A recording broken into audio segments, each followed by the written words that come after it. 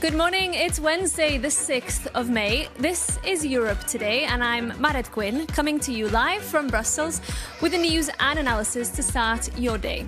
Coming up on today's show, US Secretary of State Marco Rubio said last night that the US had concluded its operations in Iran and would shift its focus to the situation in the Strait of Hormuz. Hours later, President Trump said the US would pause Project Freedom, its two-day operation to free stranded vessels from the strait, due to, quote, great progress in efforts to strike a deal with Iran. And Romania's pro-European government has collapsed after the Prime Minister lost a no-confidence vote yesterday, triggering fresh political uncertainty. In Slovenia, a second round of coalition talks is due today, with former Prime Minister Janez Janša saying the foundations of a coalition deal have been laid, raising the prospects of his return to power. We'll bring you more details on both those stories. In other news, Russia has launched strikes on 5 regions of Ukraine, including a heavy glide bomb attack on Zaporizhzhia and Kramatorsk.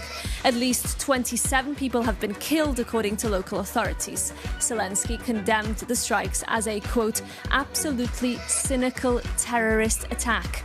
The attack came hours before a ceasefire proposed by Zelensky was due to take effect. But first this morning to our top story, because the US will pause its efforts to guide ships through the Strait of Hormuz, according to President Trump. But hours before that announcement, Secretary of State Marco Rubio had suggested that the US's military operations in Iran had concluded. Operation Epic Fury is concluded. We achieved the objectives of that operation. I'm not going to, we're not cheering for an additional situation to occur. We would prefer the path of peace. For more, I'm joined in the studio this morning by our correspondent, Stefan Grobe. Good to see you, Stefan. Good morning, Marit. So this announcement overnight came as quite a surprise. Bring us up to speed. Yes, it's another day and another surprise announcement of President Trump. And as usual, it's lacking details. But here we are. And here's what President Trump said verbatim. Based on the request of Pakistan and other countries, the tremendous military success that we've had, we have mutually agreed that while the blockade will remain in full force and effect, Project Freedom will be paused for a short period of time to see whether or not the agreement can be finalized and signed. So what does that mean? Well, it will fuel optimism that the diplomatic effort led by Pakistan to end the conflict is still alive. Of course, we don't know whether or not there has been any progress lately and whether Iran is willing to go along. But when exchanges of fire between the Iranian and US forces in the Strait of Hormuz on Monday did not reignite the war, it signaled that both sides are willing full-scale fighting to end. And that is the situation in the Strait, Marit. And Stefan, briefly, what has been the Iranian response to this announcement from Trump overnight? Well, following Trump's announcement, Iran touted the U.S. failure to achieve its objectives in the so-called Project Freedom in a statement on INSA, that's a state-run media outlet. The statement further said Trump called off the operation because of warnings and firm positions from Iran. Now, as it stands, Iran's hardline leader are in firm control of the situation, and they want to make people believe that they are the masters of the situation in the Gulf right now. And what happens next may depend on whether Trump and Iran are prepared to offer each other a face-saving exit, Marit. Okay, Stefan, thank you so much. And of course, we'll be keeping an eye out for developments on that story throughout the day here on Euronews.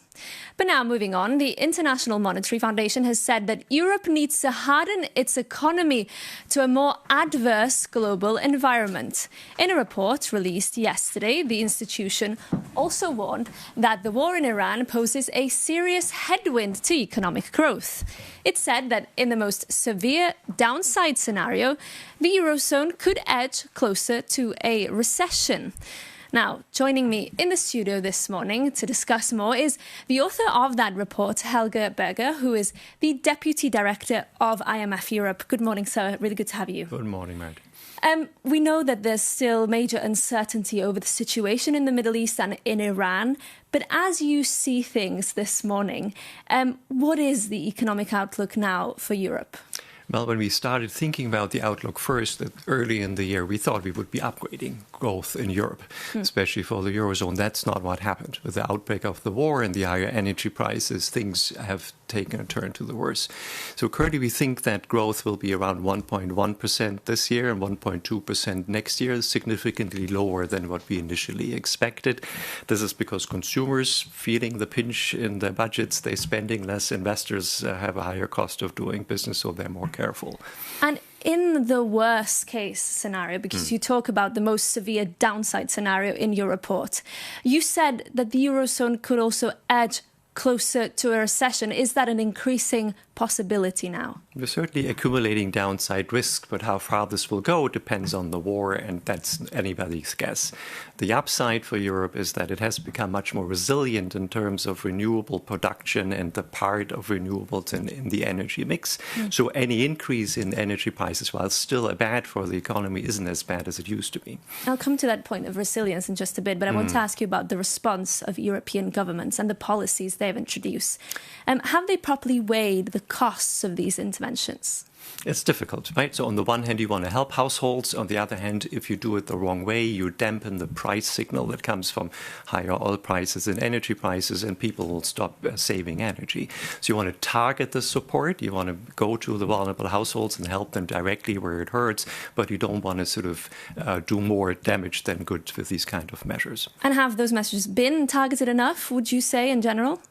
Well, governments are trying. It's usually a mix of good and bad policies, but most governments have in some way or the other tempered with the energy prices, which is not the way it should be going. So as time passes, if the situation continues, we need to be more targeted. Okay, and you also mentioned in that report that Europe needs to harden its economy in a world of a series of shocks, in a more volatile world. How feasible is that, do you feel, when so many governments are seeing a big fiscal squeeze? Well, you know, the countries in Europe will need to reform under pressure. That's just how it works, and Europe is usually quite good at this. So we need to make progress. We need to deal with the single market, which is still much more fragmented than we would like it to be. Lots of trade, lots of activity stops at the national border. That's not what we want. Think about electricity. A unified electricity market would do wonders for the European economy. Prices would be lower. They would be less volatile. That is the way to go. Makes the European economy more resilient and growing faster in an adverse world. And very briefly to close, we know there's also a big issue of Europe's competitiveness in the world right now. You did flag in that report yesterday some small concerns over some measures, including the Industrial Accelerator Act, this new measure to shield homegrown industries. Industrial policy has a role to play, but it's very limited, where markets fail and governments need to step in. But it's not a cure-all. If you want to lift productivity, if you want higher growth, more resiliency, you have to go and do the hard reforms that help the labor market, help the product markets. And as I said, the single market, especially for electricity, energy, would do wonders for the European economy. Okay. Helge Berger, thank you so much for joining us in the studio this morning and for all your insights. A pleasure. Now, we're moving on now because Romania's pro-European coalition government has been toppled after Prime Minister Ilie Bolojan lost a no-confidence vote yesterday, plunging the country into renewed uncertainty and raising fears of a fiscal crisis. For more, we can cross over now to Bucharest and to Euronews' Andra Diaconescu, who's standing by for us this morning. Andra, good to see you. So the government has been toppled. What's next now for Romania? Good morning from Bucharest. Now the President Nicu Jordan has the floor because he needs to host all the talks with the political parties. He has urged all the political parties to do a coalition, pro-European one. And this is now the impossible situation because Ilie Bolojan party has just decided yesterday evening that they will go to opposition. So now 4 of the pro-European parties in Romania need to do this coalition as the president has urged, but two of them, one Ilie Bolojan's party, are deciding that they are not going to do that. So it's a long period of instability here in Romania, of course, with a society facing economic crisis, a very, very low leu, besides euro, and of course, political instability. And Andra, very briefly, the AUR party, the far-right party, also filed this motion of censure in collaboration with the left-wing socialists. What are their next moves from the far-right? Well, they had a lot of gaining before doing this motion against the government, and of course they gained a lot of likes, as they were saying on Facebook yesterday.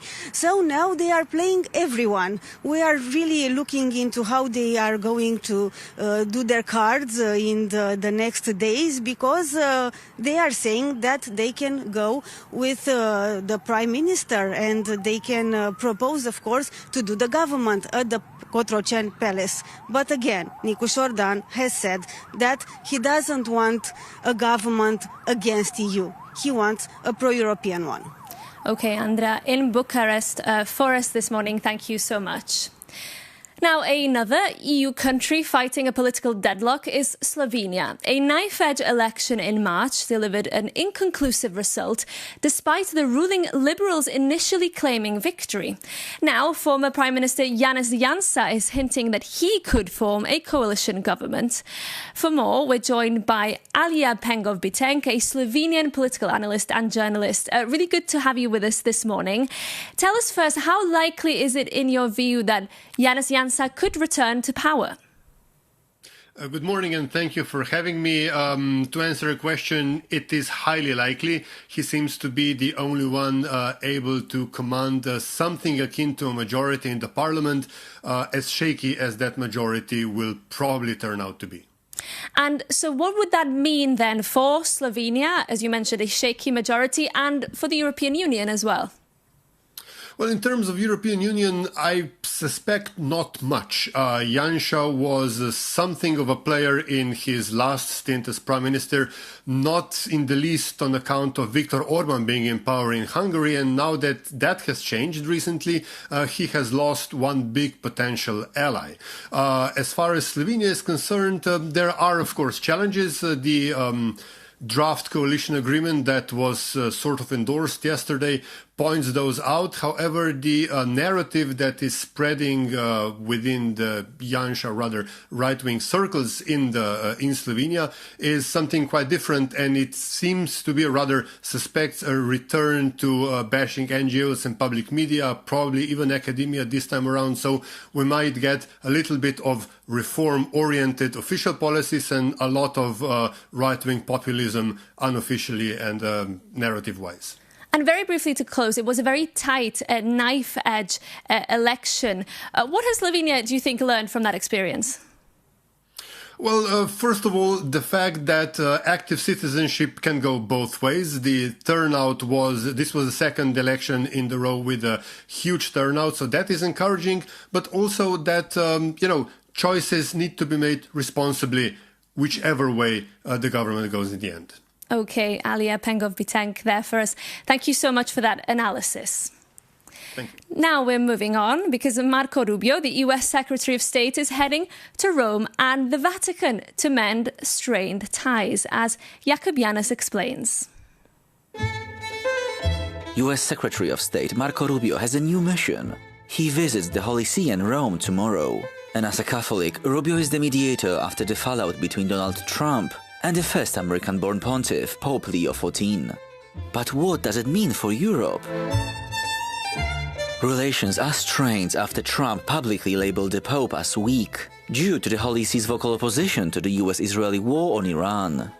In a bid to calm tensions, Rubio is meeting Cardinal Pietro Parolin, the Vatican's top diplomat. And Parolin has been a key figure in the Vatican's calls for peace in the Iran war. And as he visits Rome, US Secretary of State will also meet with Italian Foreign Minister Antonio Tajani and Defense Minister Guido Crosetto to discuss security topics. But there is also a bigger picture. After Italian Prime Minister Giorgia Meloni defended the Pope, Trump questioned her courage and threatened to withdraw US troops from Italy. And it is no small footprint, as there are currently around 13,000 US military personnel based across 7 naval bases in Italy. And with US midterm elections approaching, the administration is wary of alienating Catholic voters, especially as the Pope continues to say that God doesn't listen to the prayers of those who wage war. And looking back at the rich and complicated history of European Catholicism, one could even say that coming back to the Vatican after a spat is the most European thing the Trump administration has done so far. Jakob Yanis there. Now, Baroness Catherine Ashton was the EU's foreign policy chief between 2009 and 2014. Just before that, she briefly served as the EU's trade commissioner and brokered a deal with the US following a long-standing dispute over beef exports. Our correspondent, Angela Skujins, caught up with Baroness Ashton yesterday and started by asking her what advice she'd have for the current EU trade chief, Maroš Šefčovič, as he seeks to salvage the EU's fraught trade deal with the US.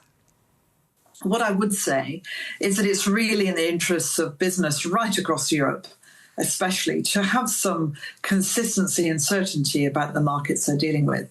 And we do have a president that sees the willingness of others to kind of talk to him about trade as both an important part of the conversation, but in a sense almost to weaponize it, to make clear that if we don't do things that he thinks are really important, then we can't expect the benefits. And it's very transactional, and he's always been very clear as the president that he takes that view that being a transactional president is the way that he wants to go forward.